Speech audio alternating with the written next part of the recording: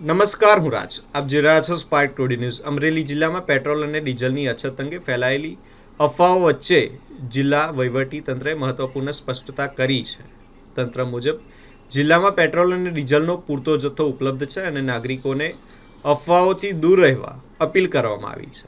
જિલ્લા પુરવઠા અધિકારી શ્રી કુંભાણીએ જણાવ્યું હતું કે અમરેલી જિલ્લાના તમામ 150 પેટ્રોલ પંપ પર પેટ્રોલ અને ડીઝલનો પૂરતો સ્ટોક ઉપલબ્ધ છે.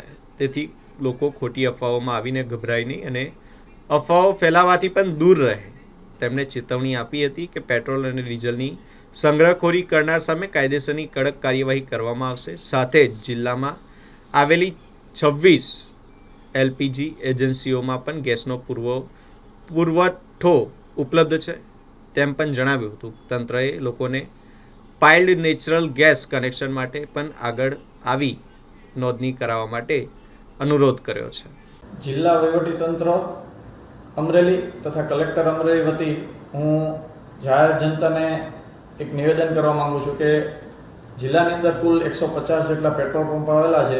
એ તમામ પેટ્રોલ પંપ પર પેટ્રોલ ડીઝલનો જથ્થો પૂરતા પ્રમાણમાં છે અને સમયસર જરૂરિયાત મુજબ ગ્રાહકોને પેટ્રોલ પંપ પરથી પેટ્રોલ ડીઝલનું વિતરણ કરવામાં આવે છે. એટલે કોઈ પણ ગ્રાહકોએ બિનજરૂરી અફવાઓથી ગેરમાર્ગે દોરાવવું નહીં તથા ખોટો સંગ્રહ કરવો નહીં. જેમ જેમ જરૂરિયાત ઉત્પન્ન થશે એમ આપણી પાસે પૂરતો જથ્થો હોય છે એટલે વિતરણ કરવામાં આવશે. અને સંગ્રહખોરી કરતા જો કોઈ વ્યક્તિઓ અથવા તો સંસ્થાઓ ઝડપાશે તો એમની સામે પણ તંત્ર પગલાં લેવા માટે કટિબદ્ધ છે. બીજી ગેસ એજન્સીની જો વાત કરીએ તો જિલ્લાની અંદર કુલ 26 જેટલી ગેસ એજન્સીઓ આવેલી છે. એમાં તમામમાં 1 માર્ચથી લઈને 22 માર્ચ સુધીમાં જિલ્લાની અંદર 1,10,000 કરતાં પણ વધુ ગેસની બોટલોનું વિતરણ કરવામાં આવેલ છે.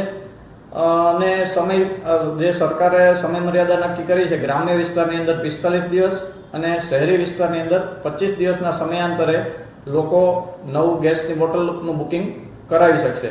હાલ દરેક એજન્સી ઉપર તમને એક્ઝેક્ટ વાત કરીએ તો જિલ્લાની અંદર 7,000થી ઉપરાંતનો ગેસ બોટલનો સ્ટોક છે અને જરૂરિયાત મુજબનું વિતરણ કરવામાં આવે છે. જેથી લોકોએ કોઈ ખોટું પેનિક બુકિંગ કરવું નહીં કે પેનિક મોડમાં આવવું નહીં, એવી વહીવટી તંત્ર વતી હું આપ સૌને અપીલ કરું છું. વધુમાં બીજી એક વાત આપ સૌના ધ્યાન પર મૂકવાની કે આપણા જિલ્લાની અંદર ગુજરાત ગેસની જીએસપીસીની પીએનજી લાઇન પણ આવેલી છે. એટલે જે લોકોને કોમર્શિયલ ધંધાર્થે જે લોકો કોમર્શિયલ બોટલનો ઉપયોગ કરે છે એવા લોકોને પણ અમે જિલ્લાની અંદર દરેક તાલુકાની અંદર પ્રાંત કક્ષાએ તથા ડીએસઓ કક્ષાએ મિટિંગ કરીને સમજૂત કર્યા છે કે તેઓ પીએનજી માટે પાઇપ ગેસ લાઇન માટે પણ એપ્લાય કરી શકે છે અને વિધિન એપ્લાય કરે એના વિધિન 10 to 15 ડેઝ એ લોકોને પીએનજી કનેક્શન મુહૈયા કરાવવામાં આવશે.